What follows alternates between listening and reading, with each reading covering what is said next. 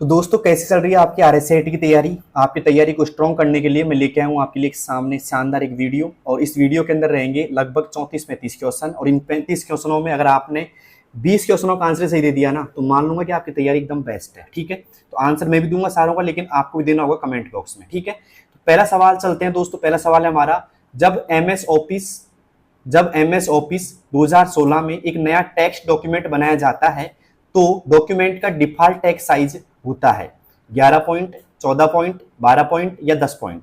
दोस्तों इसका जो सही जवाब होने वाला है आप दे सकते हो कमेंट बॉक्स में अगर देना चाहो तो। ठीक है, आपके पास है 3 सेकंड का समय। ठीक है, और 3 सेकंड में आपको जवाब देना है। 3 सेकंड में आपको जवाब देना, अगर दे सकते हो आप इसका जवाब। देखो दोस्तों, इसका जो सही जवाब होगा वो होगा 11 पॉइंट। क्या होगा दोस्तों? 11 पॉइंट होगा। आइए बात कर लेते हैं कुछ यहाँ पे डिफॉल्ट टेक्स्ट साइज के बारे में। दोस्तों जो फॉन्ट साइज होती है ना, क्या होती है दोस्तों? Font size. फॉन्ट साइज की बात करें तो कम से कम होती है 1, ये होती है कम से कम। और अधिकतम कितनी होती है दोस्तों? अधिकतम होती है 1638। कितनी होती है दोस्तों? 1638 होती है अधिकतम। कितनी होती है दोस्तों? 1638। ठीक है, और बाय डिफॉल्ट की बात करें हम तो बाय डिफॉल्ट तो आपके सामने रखी हुई है। कितनी होती है दोस्तों? 11 होती है। कितनी होती है? 11 होती है। अब आप बोलोगे वहां तुमको 8 और 72 दिखाई देती है, तो भाई साहब वो ड्रॉप डाउन बॉक्स होता है। ऐसा क्या होता है दोस्तों? ड्रॉप डाउन बॉक्स होता है जिसके अंदर कम से कम 8 होती है, अधिकतम ऐसे 72 होती है। और आप सोचते हो कि अधिकतम 72 होगी, नहीं ऐसा नहीं है, ये ड्रॉप डाउन बॉक्स होता है। क्या होता है दोस्तों? ये इसको बोलेंगे हम ड्रॉप डाउन बॉक्स। ठीक है, इसके अंदर कम से कम कितनी होती है? 8 होती है, और अधिकतम कितनी होती है? 72 होती है, ये अधिकतम होती है। ध्यान रखना इसका, थोड़ा सा ध्यान रखना, क्योंकि यहां से सवाल बनने के पूरे चांस रहते हैं। क्लियर है तक का? अब चलते हैं दोस्तों अगले सवाल की ओर। अगला सवाल है हमारे पास में, देखिए दूसरे नंबर का, कैश मेमोरी का मुख्य कार्य होता है। कैश मेमोरी का मुख्य कार्य होता है, पहला बैकअप स्टोर करना, दूसरा हार्ड डिस्क से फाइल सेव करना, तीसरा यहाँ पे सीपीयू और रैम के बीच डेटा स्थानांतरित करना, ऑपरेटिंग सिस्टम चलाना, चौथा ऑप्शन। बताइए दोस्तों क्या होगा इसका सही जवाब? अगर आपको आता है तो जल्दी से आप कमेंट बॉक्स में दे सकते हो। ठीक है दोस्तों, इसका जो सही जवाब होगा वो होगा सी ऑप्शन। क्या होगा दोस्तों? सी ऑप्शन होगा, सीपीयू और रैम के बीच डेटा तेजी से स्थानांतरित करना। ठीक है, अब आइए कुछ बात कर लेता हूं मैं कैश मेमोरी के बारे में थोड़ी सी आपसे। ठीक है, क्योंकि जानना जरूरी है, सवाल यहां से उल्टे सीधे पूछ ले जाते हैं कई बार। तो ये सबसे तेज मेमोरी होती है दोस्तों। क्या होती है दोस्तों? सबसे तेज मेमोरी होती है। ओके, और ये सीपीयू के निकटतम भी होती है। सीपीयू के क्या होती है दोस्तों? निकटतम मेमोरी भी होती है, पास। ये मान लो बहुत अच्छा रिश्ता है इसका सीपीयू के साथ में। ओके, अब चलते हैं दोस्तों अगले सवाल की ओर। अगला सवाल है हमारे पास में तीसरा, इसका जवाब आपको मिल ही गया होगा। तीसरा सवाल है दोस्तों हमारे पास में, एमएस वर्ड में थीसिस का क्या अर्थ, एमएस वर्ड में थीसिस का कार्य क्या है? क्या कार्य है, मतलब क्या काम करता है थीसिस एमएस वर्ड में? ठीक है, तो ये काम करता है भाई साहब पर्यायवाची शब्द निकालने का। किसका दोस्तों?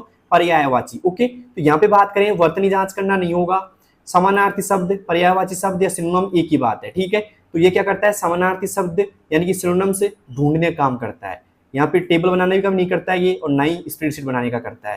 तो बी ऑप्शन इज राइट, समानार्थी शब्द ढूंढना इंपॉर्टेंट है। थीसिस का कार्य क्या होता है? समानार्थी शब्द ढूंढने का होता है। क्लियर है तक का? अब चलते हैं दोस्तों अगले सवाल की तरफ। अगला सवाल हमारे पास में चौथा, इक्वल एवरेज 10, 20, 30 का उत्तर क्या होगा? 10 होगा, 15 होगा, 20 होगा या 30 होगा? जल्दी बताइए कमेंट बॉक्स में दोस्तों क्या होगा। अगर आपको एवरेज का फॉर्मूला आता है अच्छे से, एवरेज का हिंदी अर्थ क्या होता है पता है? औसत।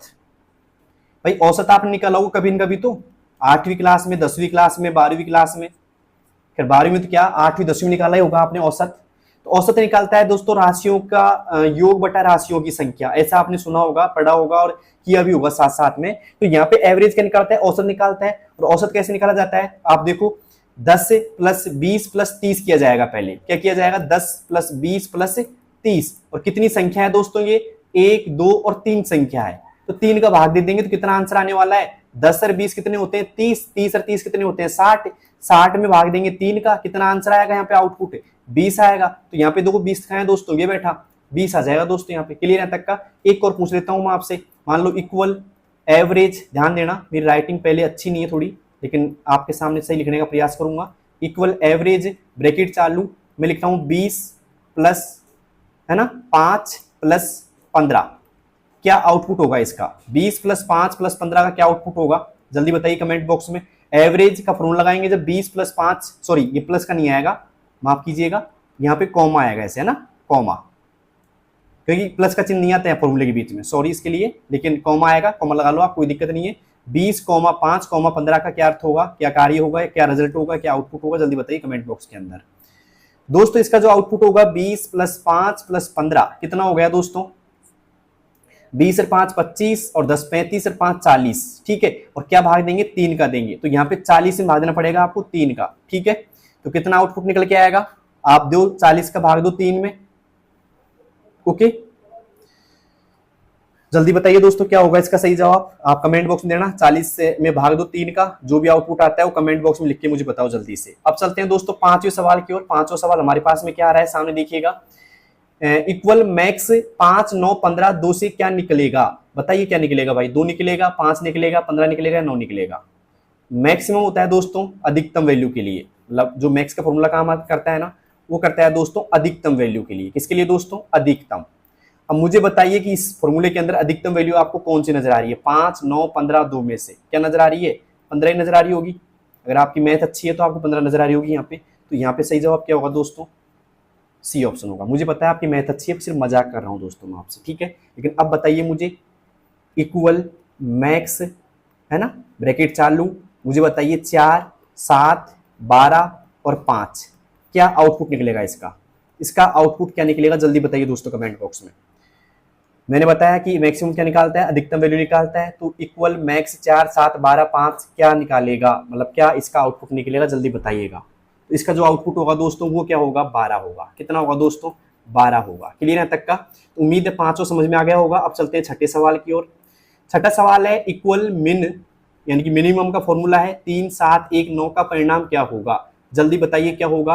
पहला 3 होगा, 7 होगा, 1 होगा या 9 होगा, जल्दी बताइए दोस्तों क्या होगा। दोस्तों मैं बता देता हूं आपको, इक्वल MIN का जो फॉर्मूला काम करता है वो करता है सबसे कम वैल्यू के लिए, सबसे कम, ओके।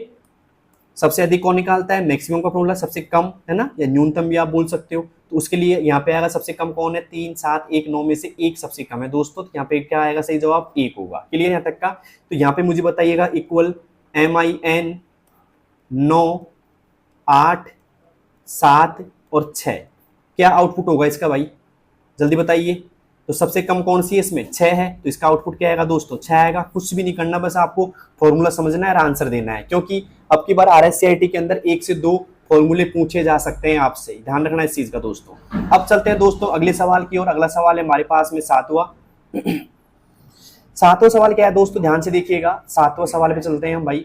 CPU इसका एक उदाहरण है, किसका उदाहरण है भाई, मैं ऑप्शन लिख देता हूं यहाँ पे एक बार, किसका उदाहरण है, 4 ऑप्शन लिख देता हूं क्योंकि यहाँ पे ऑप्शन दिखाई नहीं दे रहेंगे आपको। A, ये B है, ये C है और ये D है। CPU इसका एक उदाहरण है, किसका है भाई, जल्दी बताइएगा किसका उदाहरण है CPU। तो यहाँ पे पहला रहा है processing device, input device, output device या स्टोरेज डिवाइस, बताइए दोस्तों किसका उदाहरण है CPU। दोस्तों बात करें CPU एक क्या होता है, प्रोसेसिंग डिवाइस होता है। क्या होता है दोस्तों, प्रोसेसिंग डिवाइस होता है CPU। क्या होता है दोस्तों, प्रोसेसिंग डिवाइस होता है। क्लियर यहाँ तक का,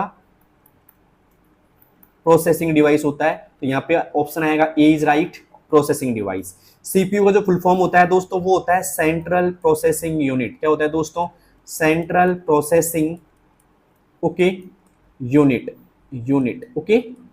और ये क्या होता है दोस्तों, कंप्यूटर का माइंड होता है। क्या होता है ये, कंप्यूटर का माइंड होता है। कई बार ये छोटे छोटे सवाल आपसे पूछ लिए जाते हैं, कंप्यूटर का माइंड होता है। क्लियर है तक का। और CPU को भाई साहब 3 भागों में बांटा जाता है, ये भी आप थोड़ा सा देर रख लो।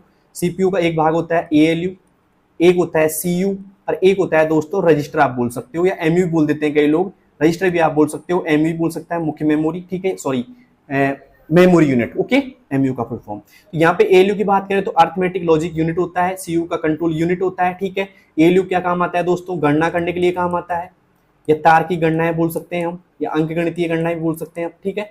और साथ में CU क्या काम करता है दोस्तों, ये निर्देशों को कंट्रोल करता है, निर्देशों को नियंत्रित करता है एक तरीके से, ये समझ सकते हैं हम इसको, ठीक है। तो उम्मीद है आपको समझ में आ गया होगा ये सवाल, और इसका आंसर भी आपको पता लग गया होगा। थोड़ी थोड़ी जानकारी आपको इधर उधर से लेनी जरूरी है। रीजन क्या है कि सवाल घुमा के देते हैं, ये मत समझना कि मेरे ऐसे के सवाल छप जाएंगे, थोड़ा बहुत घुमा के देंगे, लेकिन आप समझ जाओगे अगर आप मेरी क्लास ले रहे हो तो, ठीक है, क्योंकि मैं आपको डीपली बता रहा हूँ, ध्यान रखना इस चीज का।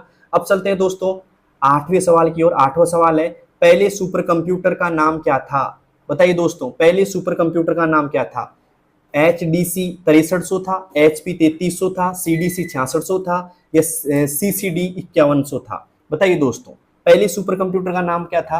तो पहले सुपर कंप्यूटर का नाम था दोस्तों CDC 6600। आप लगा लेना यहाँ पे, क्योंकि मैं ध्यान नहीं रहा मेरा इस सवाल में ABCD लगाना, आप लगा लो, कोई दिक्कत नहीं है। CDC 6600, ठीक है। और इसकी बात करें CDC 6600 की, तो CDC क्या, सुपर कंप्यूटर की बात करते हैं। इसका उपयोग क्या होता है दोस्तों? जो सुपर कंप्यूटर का उपयोग होता है, मौसम की जानकारी, लिख लो इसको, मौसम की जानकारी, भूकंप की भविष्यवाणी, भूकंप की भविष्यवाणी, भविष्यवाणी, ओके। इसके बाद में बात करें हम, तो अंतरिक्ष में खोज, इनके लिए हम क्या कर सकते हैं, इनका उपयोग कर सकते हैं। किसका? सुपर कंप्यूटर का उपयोग कर सकते हैं, ठीक है। सबसे शक्तिशाली कंप्यूटर होते हैं वैसे ये, ओके। और इनका पहला सुपर कंप्यूटर था, उसका नाम था क्या था दोस्तों? CDC 6600 था, ठीक है। क्लियर यहाँ तक का? अब चलते हैं दोस्तों नवे क्वेश्चन की ओर। नवा क्वेश्चन हमारे पास में क्या है? नवा है दोस्तों, वर्कशीट का संबंध किससे है? वर्कशीट का संबंध किससे है? यह यहाँ पे लिखा सकता है दोस्तों, वर्कशीट की जगह स्प्रेडशीट भी लिखा सकता है। क्या सकता है? Spreadsheet, okay. तो स्प्रेडशीट का संबंध क्या है या वर्कशीट का संबंध किससे है दोस्तों? यहाँ पे लिख लो ऑप्शन ABCD। कई बार क्या होता है, क्लास बनाते बनाते इतना जल्दीबाजी हो जाती है कि क्लास आज देनी होती है, ऑप्शन लगाना भूल जाते हैं। कोई बात नहीं, इस बात के लिए सॉरी दोस्तों, आप समझ सकते हो इस बात को। यहाँ पे क्या ऑप्शन होगा? A होगा, B होगा, C होगा या D होगा? वर्कशीट संबंध किससे है? तो दोस्तों वर्कशीट का जो संबंध होता है वो होता है MS एक्सेल से। किससे होता है दोस्तों? MS एक्सेल से होता है वर्कशीट का संबंध, ठीक है। किससे होता है दोस्तों? MS एक्सेल से होता है। क्लियर है तक का? हम बात करें MS वर्ड्स का, किसके संबंध है? डॉक्यूमेंट का होता है। किसका होता है दोस्तों? डॉक्यूमेंट्स का होता है। क्लियर है तक का? और MS पावर पॉइंट की बात करें हम, तो इसका संबंध होता है दोस्तों प्रेजेंटेशन से, ओके। प्रेजेंटेशन से इसका संबंध होता है। किसका होता है? MS पावर पॉइंट का होता है। क्लियर है तक का? तो वर्कशीट का संबंध किससे है दोस्तों? MS एक्सेल से होता है। तो उम्मीद है नवा सवाल आपको समझ में आ गया होगा। अब चलते हैं दोस्तों 10वें सवाल की तरफ। 10वां सवाल है, इनपुट डिवाइस का उदाहरण कौन सा नहीं है? सवाल क्या है दोस्तों? नहीं है, ये ध्यान से पढ़ो, नहीं है, ठीक है। तो माउस क्या है दोस्तों? इनपुट डिवाइस है। क्या है दोस्तों? इनपुट है। कीबोर्ड भी क्या है दोस्तों? इनपुट डिवाइस है। हम बात करें मॉनिटर की, तो ये क्या है दोस्तों? आउटपुट डिवाइस है। और बात करें स्कैनर की, तो ये भी क्या है दोस्तों? इनपुट डिवाइस है। तो उम्मीद है आपको समझ में आ गया होगा। इनपुट डिवाइस नहीं है तो कौन सा नहीं है? मॉनिटर नहीं है। क्या नहीं है दोस्तों? मॉनिटर नहीं है। उम्मीद है सवाल समझ में आ गया होगा 10वां। और अगर मुझे बताइए 10 में से 10 किसके सही है भाई? 10/10 किसके सही है? जल्दी कमेंट बॉक्स में आप बता सकते हो मुझे। देखते हैं किस किस का कमेंट आता है कि भाई 10/10 सही है। और क्लास कैसी लग रही है वो भी आप कमेंट बॉक्स में जरूर बताना। अब चलते हैं 11वें सवाल की ओर। 11वां दोस्तों, स्काइप, जूम और गूगल मीट जैसे अनुप्रयोग किस प्रकार के कार्यों के लिए उपयोग किए जाते हैं? स्काइप, जूम और गूगल मीट जैसे अनुप्रयोग किस प्रकार के कार्यों के लिए उपयोग किए जाते हैं? ऑडियो मिक्सिंग के लिए, ऑनलाइन संचार और वीडियो कॉन्फ्रेंसिंग के लिए, डेटा बैकअप के लिए या डेस्कटॉप पब्लिशिंग के लिए? बताइए दोस्तों। तो दोस्तों बात करें यहाँ पे स्काइप, जूम और गूगल मीट की, तो ये काम लिए जाते हैं ऑनलाइन संचार और वीडियो कॉन्फ्रेंसिंग के लिए। B option is right, online संचार और वीडियो कॉन्फ्रेंसिंग के लिए। अब चलते हैं दोस्तों 12वें क्वेश्चन की ओर। 12वां क्वेश्चन हमारे पास में क्या आ रहा है? कंप्यूटर की रैम और रोम में अंतर क्या है? ठीक है, बताइए दोस्तों क्या अंतर है?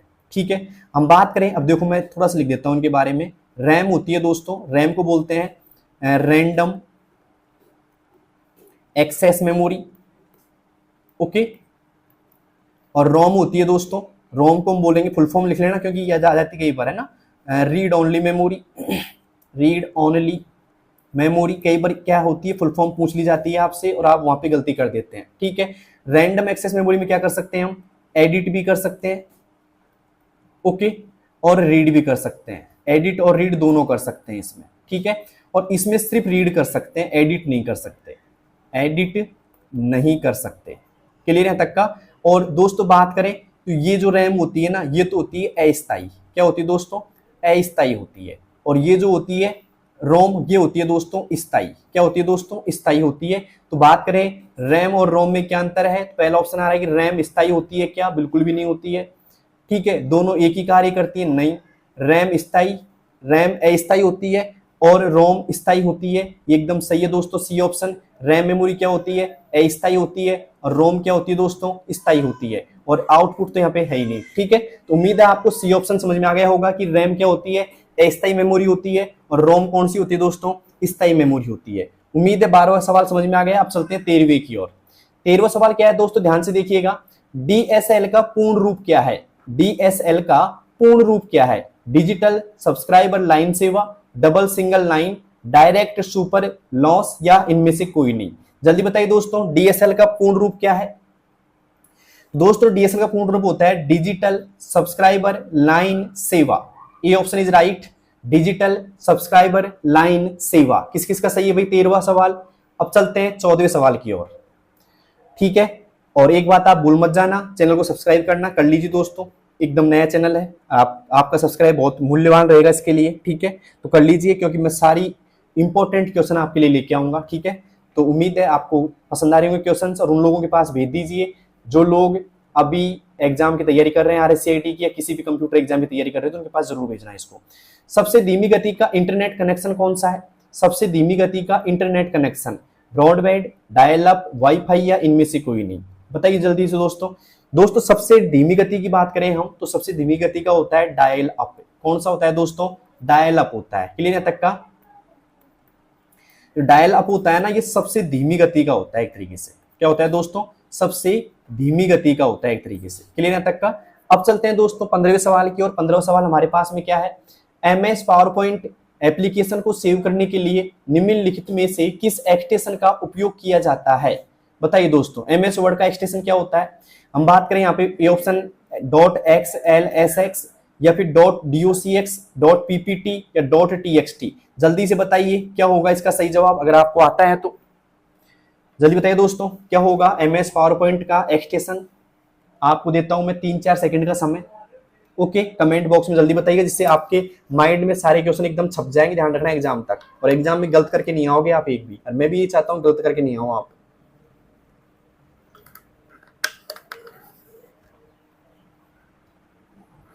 तो दोस्तों बात करें यहाँ पे एमएस पावर पॉइंट के एक्सटेंशन का नाम। देखो पहले बात करते हैं हम .xlsx की, तो ये होता है दोस्तों एमएस एक्सेल का। किसका होता है दोस्तों? ये एमएस एक्सेल का होता है।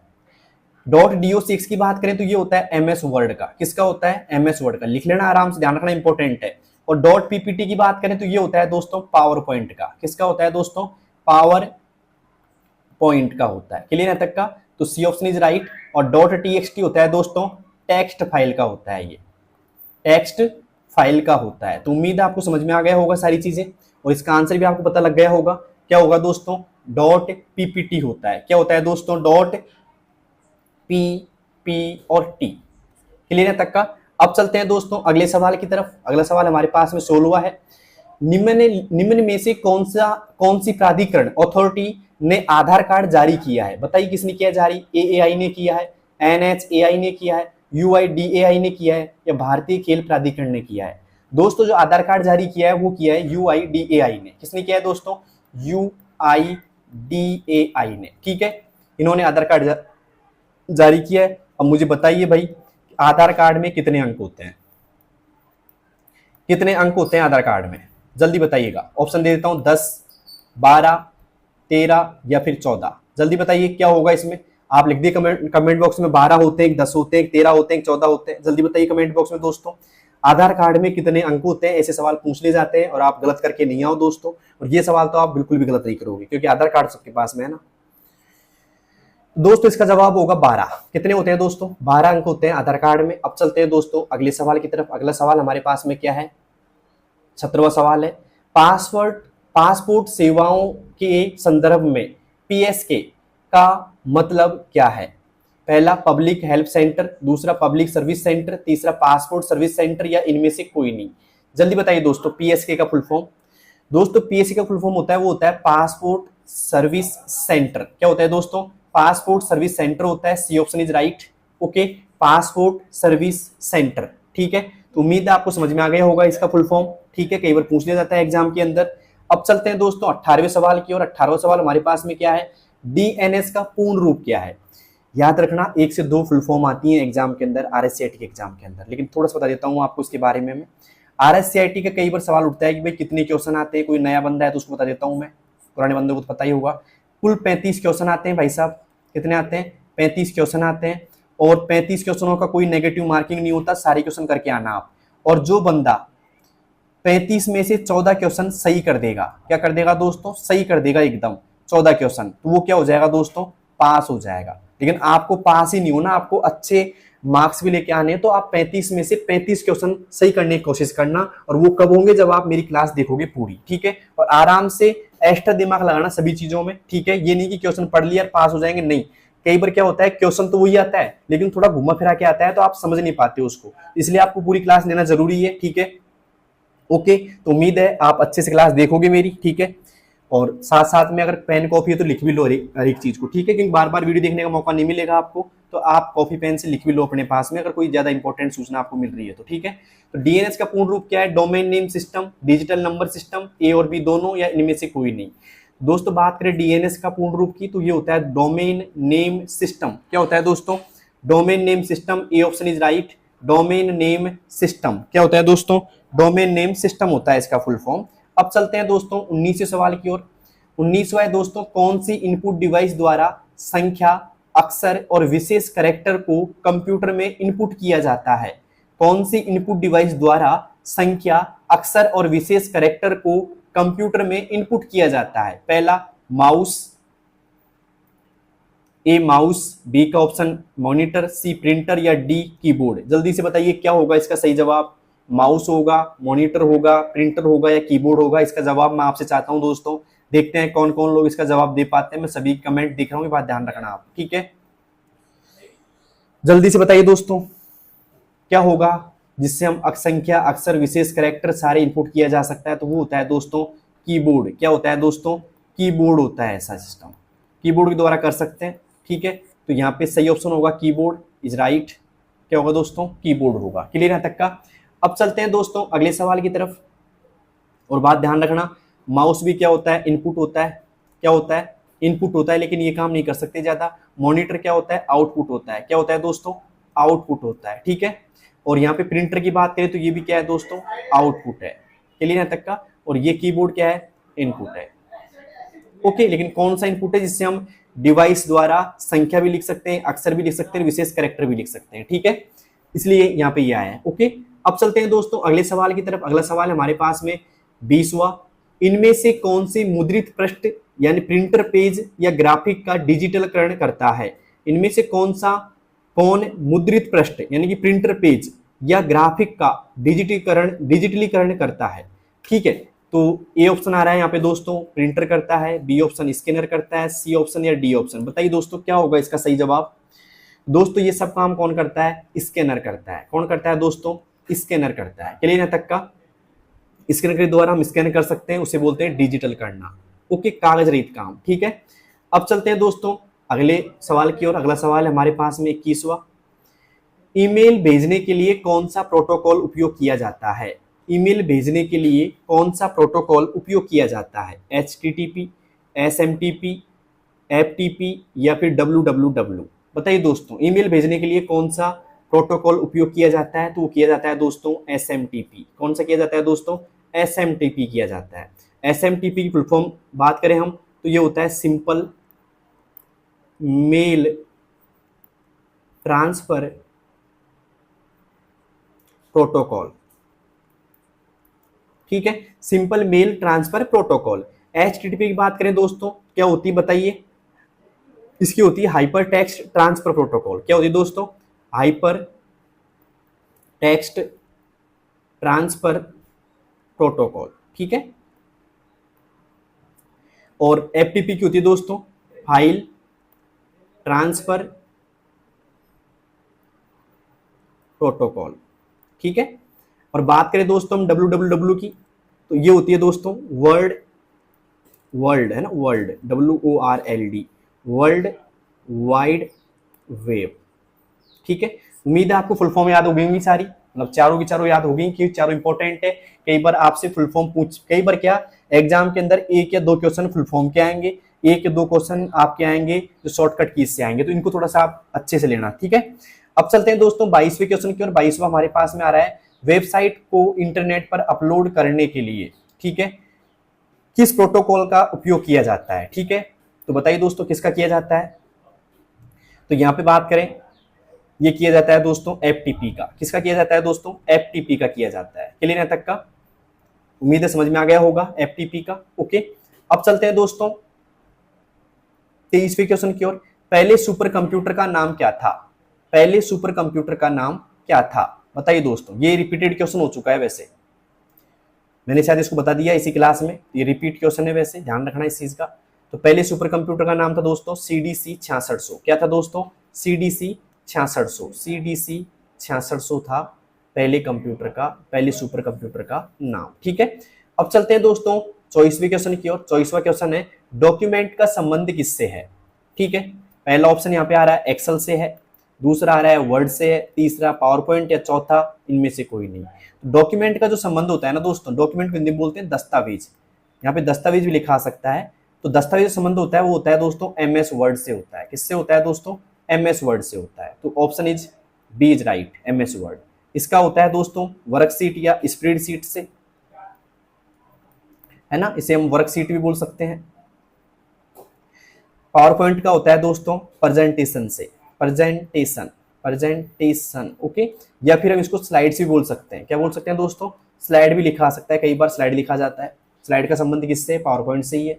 ठीक है, उम्मीद है समझ में आ गया होगा। अब चलते हैं 25वें क्वेश्चन की ओर। भाई सवाल का जवाब दे दिया ना? हाँ दे दिया। अब चलते हैं 25वें क्वेश्चन की ओर। निम्न में से कौन सा एक एप्लीकेशन सॉफ्टवेयर नहीं है? निम्न में से कौन सा एक एप्लीकेशन सॉफ्टवेयर नहीं है? बताइए दोस्तों। चार ऑप्शन आपके सामने नजर आ रहे होंगे, विंडोज 7, पेज मेकर, नोटपैड या फोटोशॉप। बताइए दोस्तों। तो हम बात करें दोस्तों यहाँ पे पेज मेकर की। देखो विंडोज की बात करें तो ये होता है ऑपरेटिंग सिस्टम। क्या होता है दोस्तों? ऑपरेटिंग सिस्टम होता है। जबकि बात करें हम यहाँ पे ऑपरेटिंग सिस्टम लिख देता हूँ पूरा ही मैं, ऑपरेटिंग सिस्टम। ओके, बात करें यहाँ पे विंडोज नहीं है, तो ये कौन सा नहीं है? विंडोज 7 ही नहीं है, लगा लो डायरेक्ट टिक। ये क्या होते हैं दोस्तों? एप्लीकेशन सॉफ्टवेयर होते हैं। ये भी एप्लीकेशन सॉफ्टवेयर है, और ये भी क्या है दोस्तों? एप्लीकेशन सॉफ्टवेयर है। ये क्या है दोस्तों? ऑपरेटिंग सिस्टम होता है। क्लियर है तक का? ओके, अब चलते हैं दोस्तों अगले सवाल की ओर। अगला सवाल है हमारे पास में 26वां। किसी प्रेजेंटेशन के दौरान आप अपने लैपटॉप से प्रोजेक्टर को जोड़ने के लिए क्या उपयोग करेंगे? किसी प्रेजेंटेशन के दौरान अपने लैपटॉप से प्रोजेक्टर को जोड़ने के लिए क्या उपयोग करेंगे? यूएसबी केबल करेंगे भाई साहब, एचडीएमआई केबल करेंगे, या ऑडियो जैक करेंगे, लैन केबल करेंगे? अगर आपको आता है तो कमेंट बॉक्स में दे सकते हो इसका जवाब बिना किसी देरी के। दोस्तों यहाँ पे बात करेंगे हम किसकी? एचडीएमआई केबल की। ये केबल होती है जिसके द्वारा हम एक तरीके से प्रोजेक्टर को लैपटॉप से कनेक्ट कर देते हैं। क्लियर है तक का? मतलब प्रोजेक्टर को किससे कर देते हैं हम? लैपटॉप को प्रोजेक्टर से क्या कर देते हैं? कनेक्टेड कर देते हैं। किससे? HDMI के द्वारा। क्लियर है तक का? ओके, अब चलते हैं दोस्तों अगले सवाल की तरफ। ये सवाल भी आपको समझ में आ गया होगा। ठीक है, और यहाँ पे HDMI अगर नहीं आती है, आएगी दोस्तों। ठीक है, VJ केबल भी आ जाता है दोस्तों कई बार ऑप्शन में। ठीक है, अब चलते हैं दोस्तों यहाँ पे 28 से 27 सवाल की, और 28वां तो खैर नहीं है अभी। ईमेल में अटैचमेंट आकार की सीमा कितनी है? ईमेल में अटैचमेंट आकार की सीमा कितनी है? ठीक है, 200 MB, 50 MB, 25 MB या 1 MB? जल्दी बताइए दोस्तों कितनी है अटैचमेंट आकार की सीमा? तो वो होती है दोस्तों 25 MB होती है। कितनी होती है दोस्तों? 25 MB तक का आप मेल भेज सकते हो किसी को अटैचमेंट करके। क्लियर है तक का? और अब बात करें हम मेल के बारे में थोड़ा सा, तो इसका फुल फॉर्म होता है दोस्तों इलेक्ट्रॉनिक मेल। क्या होता है दोस्तों? कई बार आ जाता है ये ईमेल का फुल फॉर्म क्या होता है? इलेक्ट्रॉनिक मेल होता है। क्लियर है तक का? उम्मीद है समझ में आ गया होगा। ओके, और इसका जो प्रोटोकॉल होता है भेजने का, ईमेल भेजने का जो प्रोटोकॉल होता है ना, भेजने का प्रोटोकॉल, प्रोटोकॉल की बात करें हम, अभी करके आए थोड़ी देर पहले, वो होता है SMTP। कौन सा होता है दोस्तों? SMTP। इसकी फुल फॉर्म मैंने इस क्लास में बता दी है, तो बार बार बताऊंगा नहीं मैं। ठीक है, अब चलते हैं दोस्तों अगले सवाल की ओर। अगला सवाल हमारे पास में 28वां। कंप्यूटर के सेंट्रल प्रोसेसिंग यूनिट CPU के संदर्भ में निम्नलिखित में से अलग को चुनिए। ठीक है, CPU, ये वही CPU जो कंप्यूटर का माइंड कहते हैं भाई। क्या बोलते हैं इसको? कंप्यूटर का माइंड कहते हैं इसको। ओके, ध्यान रखना इस चीज का। तो इसमें कौन सा अलग है भाई? कंट्रोल यूनिट मैंने बताया था कि भाई CPU के अंदर ALU भी होता है, कंट्रोल यूनिट भी होता है, मतलब CU भी होता है, इसको CU बोलते हैं वैसे। आउटपुट यूनिट ये नहीं होता दोस्तों। ठीक है, ALU और कंट्रोल यूनिट भी सही है और ये भी सही है। तो यहाँ पे क्या आएगा दोस्तों, आउटपुट यूनिट आएगा। अलग कौन सा है दोस्तों, आउटपुट यूनिट है यहाँ पे अलग से, ठीक है, क्योंकि ये क्या होता है दोस्तों, प्रोसेसिंग यूनिट होता है, ठीक है, ओके, प्रोसेसिंग यूनिट बोलते हैं इसको, ना कि आउटपुट यूनिट। क्लियर है तक का? उम्मीद है समझ में आ गया होगा सवाल भी आपको। सीपीयू क्या होता है, प्रोसेसिंग यूनिट होता है। तो भाई साहब कितने लोगों को 28 सवाल समझ में आ गए, और 28 में से आपके कितने सही हो, कमेंट बॉक्स में आप मुझे बता सकते हो।